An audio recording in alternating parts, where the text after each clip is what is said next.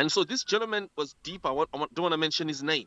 So he was also saying to me, look, Simba, Chamisa is gone.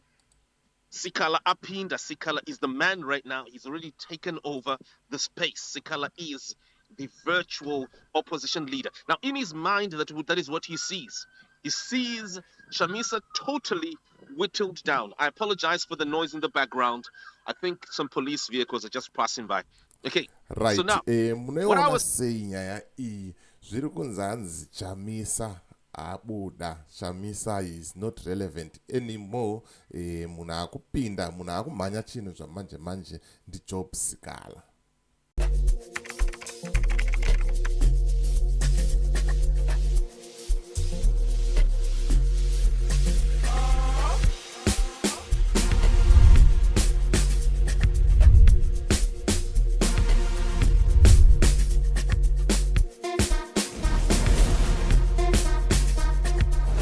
Greetings, greetings, greetings, and more greetings to you, good people. My name is DJ Holly, and welcome to Point 5 Creative Studios. Chitubu che content, chitubu chisingapwi, chitubu chinonwa nemunhu wese, chitubu chakavhenekwa, chikaongororwa nana mazvikokota kunzi aiwa ka chitubu ichi chine content iri healthy, content yakachena, yakakodzera kunge ichikonsumwa nemunhu akaita kunge iwewe. Ndosaka uri panapa muzuva ranhasi. So if it's your first time here, dzvanya subscribe button and the notification bell so that you don't miss out on any exciting content uploaded. Kana wanga wagara uri mugaro wepanapa, dangokutenda nekuita sei, nekukurumidza kubhadhara rent.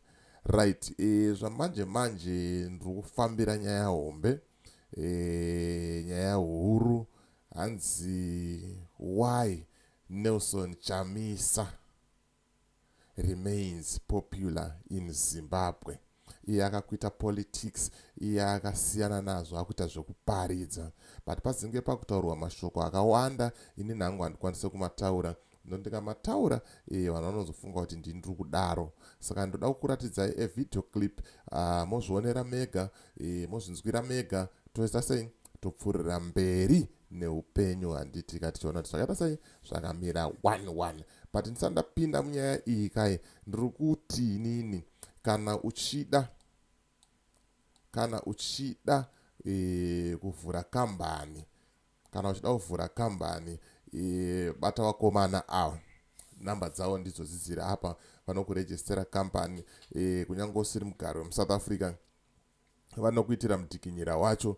Kambani yako ita sei yorejistwa, woitawo mapepa chaiwo, mapepa ane mazvo, mapepa ane umbowo. Handitika vabata vakomana ava, namba dzavo ndodzirapo pazasi apa. Handitika at the same time, kana uri mugaro wemuSouth Africa uchida kuvhura an FNB account, bata Michael, namba dzake ndodzirapo idzo, wotaura naye, anokuitira mudzikinyira wacho iwowo. Handitika woita sei, woitawo account yako. Hazvinei kuti uri nyika ipi, uri kupi, anoita sei, anofambira nyaya dzacho. Handitika bata Michael ndio munhu wacho.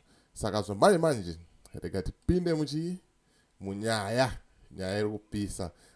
Nyaya iyi yanetsa iyi, ma1 chaiyo chaiyo. Rega tipinde munyaya yedu tione kuti how far is too far. Persecution that he has suffered as a political, as an opposition political leader, or else it is because people in Zanu PF have been talking about him a lot. That is that what makes him popular? From where you're sitting, which of those points, or you might have other points, make him more popular in Zimbabwe at this present moment, even though he has actually, resigned from the Citizen Coalition for Change? Simba? Oh, thank you very much. Yeah, your topic, Hulu, tonight, it seems to address a question that has been hovering in discussions for weeks, and that is the relevance of Nelson Chamisa. People say Chamisa let us down. Chamisa resigned. I had a few people calling me over the last few days asking me, Simba, why is he quiet? I had even Mukanya calling me the other day and even sending me an audio and saying, look, Chamisa is too quiet. Chamisa is not motivating at all. We need action. We need something happening. Why on earth is he doing this? And why on earth did he resign? Chamisa let us down.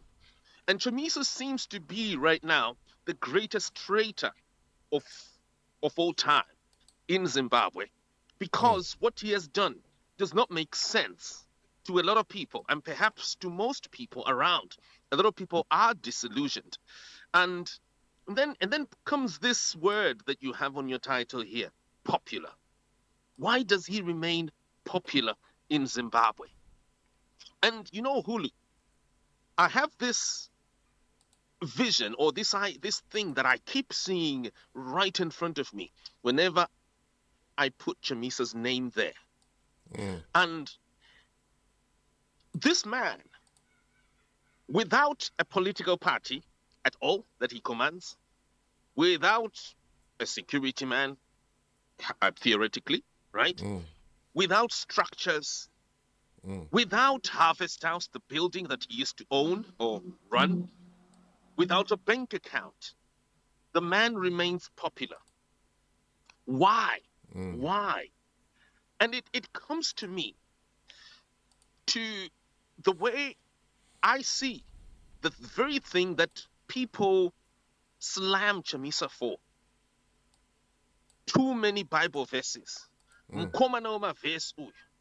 He does not motivate us. I just had 2 hours ago a gentleman who I used to converse quite a lot during the demonstrations that that got job seeker prosecuted and the like. I think people remember from 2020, 21.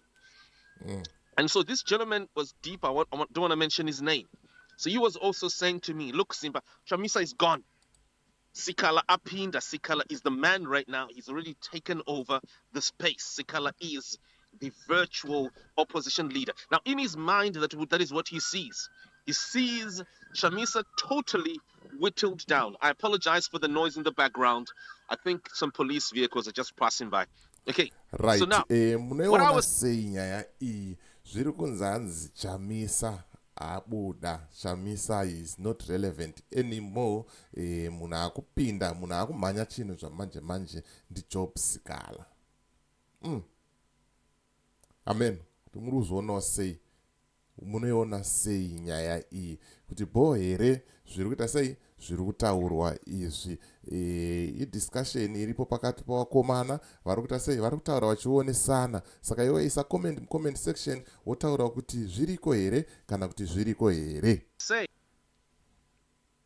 is that Chamisa is then seen as just munhu aenda Apera Akufudza Mombe, and there's also another grouping that says Chamisa was given money. Are you one of those people who say Chamisa Hanzi Chamisa kapoa 5 million? I've heard of that, right?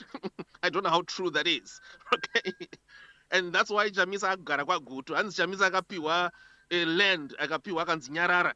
And chingoramba chingokota mavesi and shove off. Very true. Very true. Shut up, Chamisa. So Chamisa doesn't inspire us. Hey, the other time. Hanzi Chamisa akapiwa 5 million. Akapiwa land. Zvikanziyo chingoramba uchita yauri kuita wakaleza cheteyo as long mhuri yako ichiguta zvinhu zvako zviripo. Ameno kuti munoti chiinazvo mashoko akadai so munoti chiinawo togara tichitaura panapo kuti panapa hatina divi ratakarerekera hatina divi ratinosapota tinoti kunzungu nekunyimo handitika tikangoona content inoenderanawo neizvozvo tinongoya nazvo tikangowanawo nezvemachechi tinongoya nazvo tikaonawo zvakangosiyana siyana toita sei tinoya nazvo panapa moita sei mozvionera mega handitika saka muri kuti chii Hanzi Chamisa akapiwa mari ende pane uyoyo amba adairira akati ndizvozvo mawani aiwa pari kupisa rikati pfuurire tinzwe kumberi kuti aufa Hanzi Chamisa angu mukomana weMombe apera hai mawani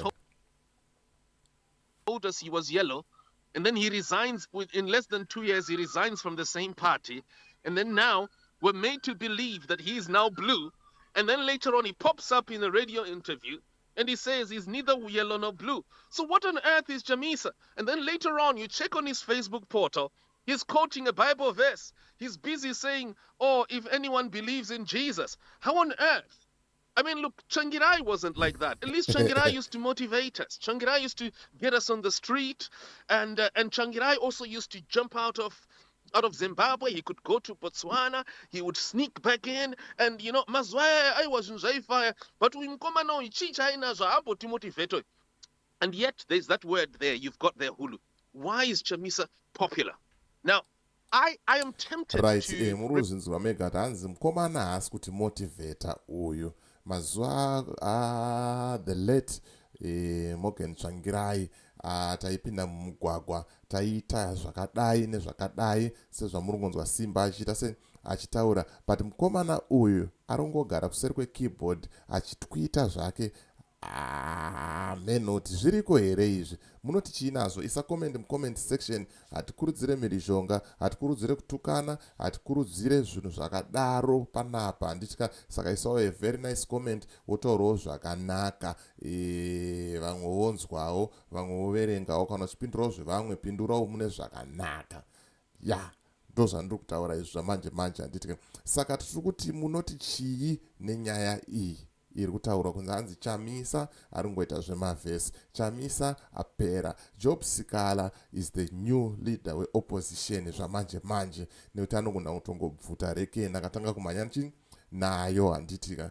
Amen, kuti munoti chii nazvo? Sisa comment mucomment section. Ndonyaya yanga ndichingofambira zvamanje manje, ndonyaya yanga ndangokubatira kuti ndikunzwiseiwo mafungiro, maonero ari kuitwa sei, ari kuitwawo nevamwe handitika. So as for me, DJ Oli and the rest of the crew behind the scenes, tiri kuti it's bye for now. Ngatisangane muvidhio rinotevera.